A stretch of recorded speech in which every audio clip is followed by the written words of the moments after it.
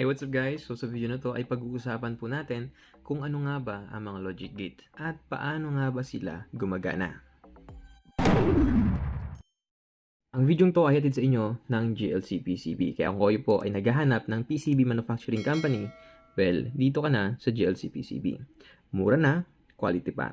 So tingnan nyo na lang yung pagkaka-manufacture nila sa ating ginawang printed circuit board. So talagang detailed na detailed, maging yung pagkaka-print nila doon sa mga text and fonts na ginamit natin. So yung silk screen nila talagang makapal din kasi makikita mo naman yung traces dito. And hindi lang yon, maging yung kanilang printed circuit board talagang makapal yung kanilang PCB.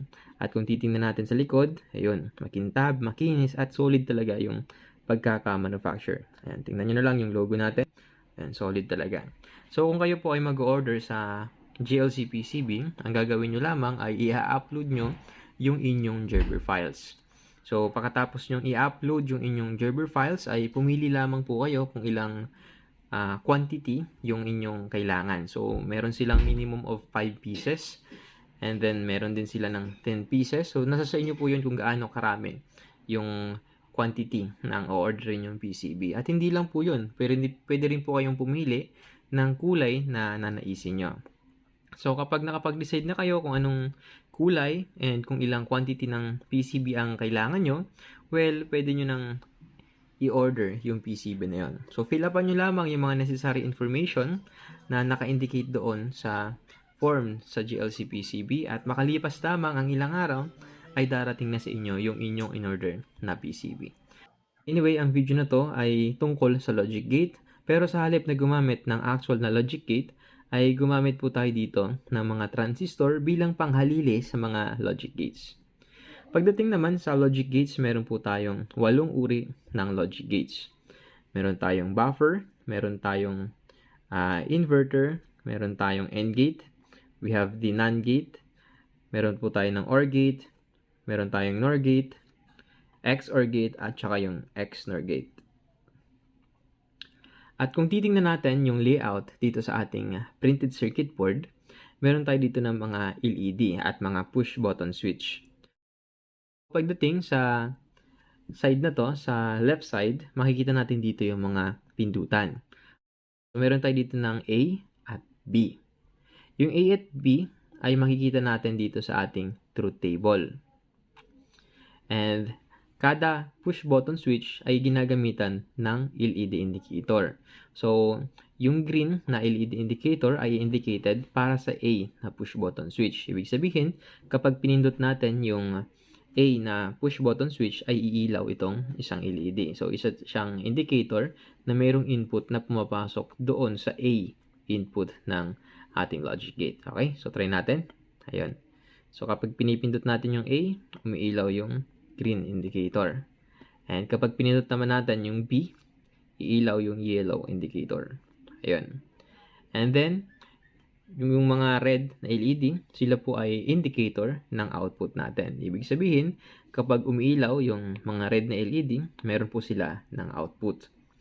Sa middle part naman, makikita natin dito yung mga symbol ng logic gate. So, ito yung symbol sa buffer. We have the symbol sa inverter. Ito yung symbol sa AND gate, NAND gate, OR gate, NOR gate, XOR gate, at maging dito sa XNOR gate. Alright, so pagdating naman sa right side, makikita din natin yung kanilang truth table. So ito yung mga truth table nila. Ayan, which is i-discuss din natin ngayon. Unahin po muna natin yung tinatawag na buffer. So ito yung schematic symbol ng buffer. So para siyang triangle. And then ito po yung kanyang truth table. So pagdating sa kanyang truth table, makikita natin dito yung 0 at 1. Sa digital electronics, kapag 0, ang ibig sabihin po nito ay low or naka-off. At kapag 1 naman, ibig sabihin nito ay on or high or nasa high state. Okay. So ngayon, dito sa ating truth table, makikita nyo input 0, wala tayong pinapasok na input. So hindi umiilaw yung ating green LED. Ngayon naman, ang output din niya, based dito sa kanyang truth table, ay 0 din. So wala siyang output. Pero kapag nag-provide tayo ng input dito sa ating buffer, which is 1, magkakaroon din siya ng output. So, try natin. Ayun. So, umiilaw yung ating buffers, input sa buffer. And then, syempre, nagkakaroon din siya ng output. Ibig sabihin, kapag wala tayong pinoprovide na input sa buffer, wala din siyang output. At kapag nag-provide tayo ng input sa ating buffer, tsaka lang siya magkakaroon ng output. So, wala namang special pagdating doon. Okay? Ngayon naman, yung buffer ay kabaliktaran ng tinatawag natin na NOT gate or inverter. Ito po yung symbol ng inverter.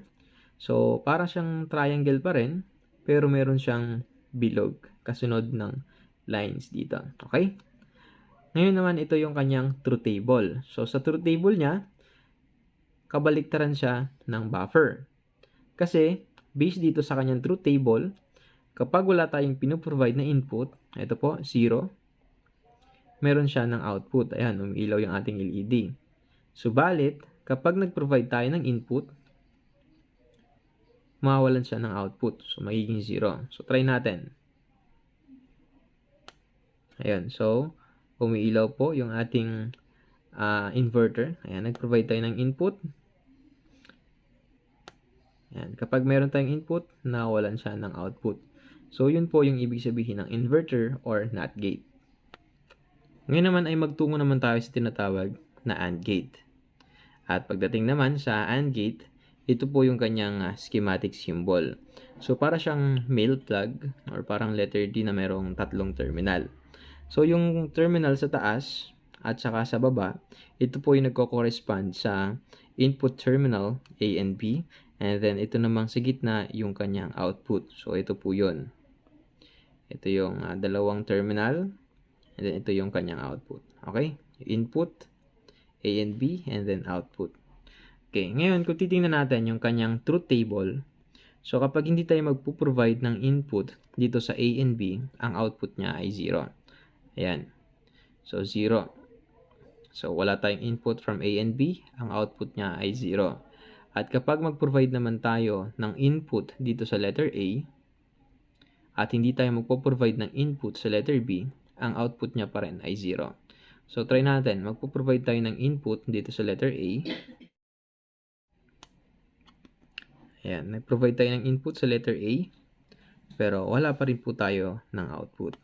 Same din kapag magpo-provide tayo ng input dito sa letter B, tapos hindi tayo magpo-provide ng input sa letter A, wala pa rin siya ng output. So, try natin. Magpo-provide tayo ng input sa letter B, tapos wala tayong na-provide na input sa letter A, ayun, wala tayong ng output. Subalit, kapag parehas tayong mag-provide ng input from A and B, ayun, pag parehas tayong mag-provide ng input from A and B, magkakaroon siya ng output. So, try natin. Ayun. So, parehas tayong nag-provide ng input from A and B, tsaka lang po nagkaroon ng output ang AND gate. Yan po yung ibig sabihin ng AND gate. Para magkaroon ng output yung ating AND gate, kailangan tayong mag-provide ng input from A and B. Okay? Ngayon, ang AND gate ay kabaliktaran naman ng tinatawag natin na NAND gate. Ayan. So, ito pa rin yung symbol ng NAND gate na logic gate. So, halos same pa rin siya dito sa AND gate. Kaya nga lang, meron siyang parang circle dito sa middle part na to. Okay? At ito naman yung truth table ng NAND gate. At kung napapansin nyo, kabaliktaran siya ng AND gate. Okay? Yan, magka-opposite sila, magkabaliktaran sila ng truth table. Ngayon naman, ayon dito sa truth table ng NAND gate, so kapag 0, 0 yung input natin from A and B, ang output niya ay 1. Okay, so meron siyang output. At kapag mag-provide naman tayo ng input sa A, tapos wala tayong na-provide na input sa B, ang output niya pa rin ay 1. So, try natin. Ayun, so nag-provide tayo ng input sa A, tapos wala tayong na-provide na input sa B, ang output niya pa rin ay 1. At kapag nag-provide naman tayo ng input sa B, tapos wala tayong na-provide na input sa A, ang output niya naman ay 1 pa rin. So, try natin. So, mag-provide tayo ng input sa B. Ayun. 1 pa rin. Subalit, kapag parehas tayong nag-provide ng input from A and B, ang output niya ay magiging 0. So, try natin. Ayun. So, parehas tayong nag-provide ng input from A and B. Ang naging output ng NAND gate ay 0. Ngayon ay dumako naman tayo sa tinatawag na OR gate. At ito po yung symbol or schematic symbol ng OR gate. Okay. So, halos same siya doon sa kabila, sa taas. Kaya nga lang, dito sa side ng input is merong siyang curve or bumps. At ito naman yung truth table ng OR gate. Ngayon, kung titingnan natin yung truth table ng OR gate, kapag 0, 0, yung i-provide nating input, ang output niya ay 0 pa rin. So, wala siyang output. Subalit, kapag nag-provide tayo ng input sa A, tapos wala tayong na-provide na input sa B, ang output niya ay 1. Okay, try natin. So, provide tayo ng input sa A. Ayun. So, ang output niya ay 1. At kapag nag-provide naman tayo ng input sa B, tapos wala tayong na-provide na input sa A, ang output niya pa rin ay 1. Okay? So, magpo-provide tayo ng input sa B. Ayun. At nagkakaroon tayo ng output na 1. Ngayon naman ay pagdating naman sa pinakalas sa truth table, kapag mag-provide tayo ng input doon sa A and B, magkakaroon tayo ng output pa rin. So, try natin. Ayan. So, parehas tayo nag-provide ng input from A and B. So, nagkaroon tayo ng output. Ibig sabihin, si OR gate, kahit alin po doon yung may provide natin, magkakaroon siya ng output. Huwag lang parehas na 0 doon sa kanyang input. Okay? So, kapag A, nag-provide tayo ng input sa A, magkakaroon siya ng output. Kapag mag-provide tayo ng input sa B, magkakaroon pa rin siya ng output. Kapag sabay tayo mag-provide ng input sa A and B, magkakaroon pa rin siya ng output. Ayun. Yan, umiilaw yan. Okay? So, naman dito sa NOR gate, kung titingnan nyo, halos same lang din yung kanyang schematic symbol doon sa OR gate. Kaya nga lang, pagdating sa NOR gate, nagkaroon siya dito ng circle sa gitna. Ayun. At ito naman yung kanyang truth table. At ayon sa truth table ng NOR gate, kapag 0, 0 yung i-provide nating input dito sa ating A and B, ibig sabihin, meron siyang output. So, 0, 0, hindi tayo nag-provide ng input, meron siya ng output. At kapag nag-provide tayo ng input sa A, tapos hindi tayo magpo-provide ng input sa B, mawawalan siya ng output. So, try natin. Magpo-provide tayo ng input sa A. Ayun. Provide tayo ng input sa A. So, nawalan siya ng output. Ngayon naman, kapag mag-provide tayo ng input sa B, at hindi tayo mag-provide ng input sa A, so, mawawalan din siya ng output. So, try natin. Provide tayo ng input sa B at hindi tayo magpo-provide ng input sa A. Ayan. So, nawalan siya ng output. Same din kapag mag-provide tayo ng input from A and B, mawawalan din siya ng output. So, try natin. Ayan. So, hindi tayo nag-provide ng input from A and B and then nawalan ng output yung ating NOR gate. So, ganun po yung ibig sabihin ng NOR gate na logic gate. Okay? Ngayon naman ay dumako naman tayo sa tinatawag na XOR gate. Ayan, ito po yung schematic symbol ng XOR gate at halos mayroon siyang similarities dito sa OR gate. Kaya nga lang, meron siyang additional curve dito sa input niya. Ayan. At ito po yung kanyang truth table. At ayon sa truth table ng XOR gate, kapag 0, 0 yung i-provide nating input from A and B, wala siya ng output. At kapag nag-provide tayo ng input sa letter A at hindi tayo nag-provide ng input sa letter B, magkakaroon siya ng output. So, ito po. Magpo-provide tayo ng input sa A at hindi tayo magpo-provide ng input sa B, magkakaroon siya ng output. So, try natin. Provide tayo ng input sa A. Ayun. Provide tayo ng input sa A, nagkaroon siya ng output. Same din yung mangyayari kapag magpo-provide tayo ng input sa letter B at hindi tayo magpo-provide ng input sa letter A. Tsaka lamang magkakaroon ng output yung ating XOR gate. So, try natin. Ayun. So, nag-provide tayo ng input sa B nagkaroon ng output yung ating XOR gate. Subalit, kapag parehas tayo nag-provide ng input from A and B, mawawalan siya ng output. So, try natin. Ayun. So, wala siya ng output. Okay. Summarize natin. Kapag A, tapos walang input sa B, meron siyang output. Ayun. Meron tayong input sa A, wala sa B, meron siyang output. Kapag nag-provide naman tayo ng input sa B, tapos wala sa A, meron pa rin siyang output.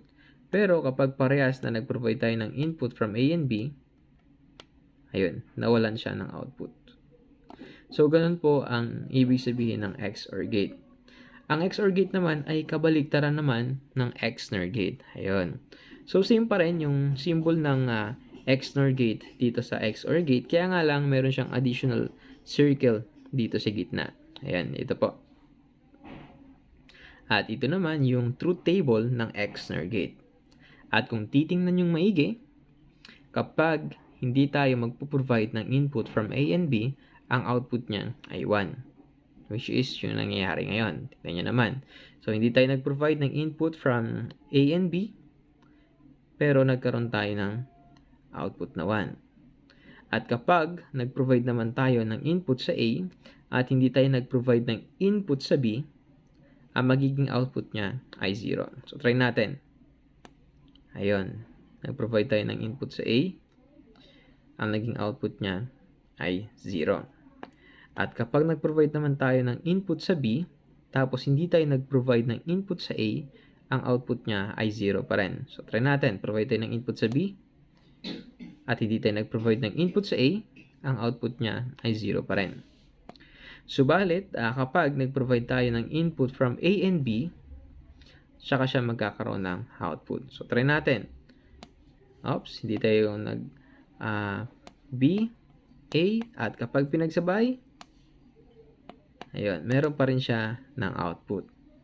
Okay. So, summarize natin.